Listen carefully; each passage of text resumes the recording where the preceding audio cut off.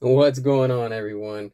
All right, so look, here we have an updated chart with what we had with the SnyderVerse, the HamadaVerse, and where we're into now, the Gunverse. All right, as always, hit that subscribe and let's get into it.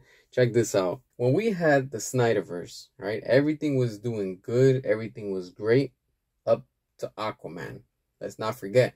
Aquaman, Zack Snyder was involved, so he was helping James Wan and he was considering him. So that's why that movie made so good. And of course, we had just got out of Justice League, so people were hungry and they wanted more of this content. Once we entered the HamadaVerse, that it kicked off with Shazam, everything started going down and it continues to sink more and more.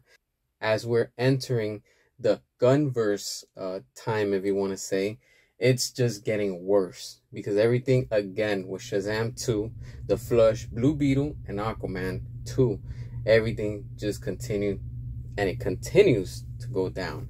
This is what happens when Warner Brothers does not give the fans what they want.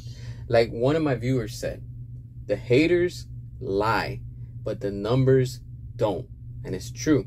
The haters always have excuses and they don't like to see this because this is the fact. And the fact is that they know that we are right and they are wrong, and they don't like to be proven wrong. You can't reason with these people, and that's what the fact is.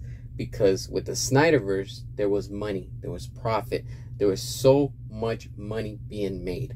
Once everything entered into the HamadaVerse, things just started to go down the shitter, and they continue to sink, and it's been clogged up since then. And don't think and don't come here telling me, well, James Gunn hasn't started his DCU yet. The Suicide Squad is a product of James Gunn within and inside of Warner Brothers. Peacemaker is the same thing too, and they both suck. They're both terrible. The Suicide Squad proves the type of trash that James Gunn is going to give us. And don't come here and try to talk smack and try to convince me, oh, but give him a chance. I already did. I gave him 2 with the Suicide Squad, that it did not impress, and 2 with Peacemaker. It did not impress me.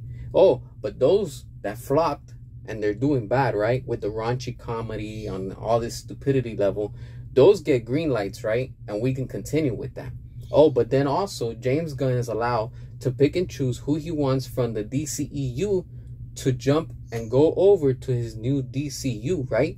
To the reboot? Come on, man. You see the hypocrisy? That's what the toxic James Gunn bullies don't like to hear. And I'm here to spit the facts. And this right here is the fact. You just can't accept it. You're the one that's in denial.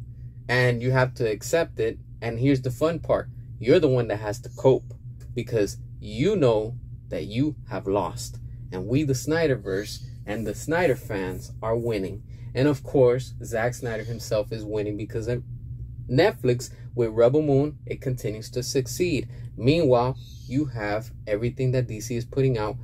It continues to sink. The stocks are going down. They're losing profits. Don't come here and try to convince me and say otherwise.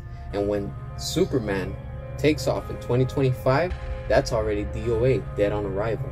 Nobody's interested in it. These are the solid facts. Accept it. Screw you haters. Deal with it. Restore the SnyderVerse. Release the Ayer cut. We will stop at nothing.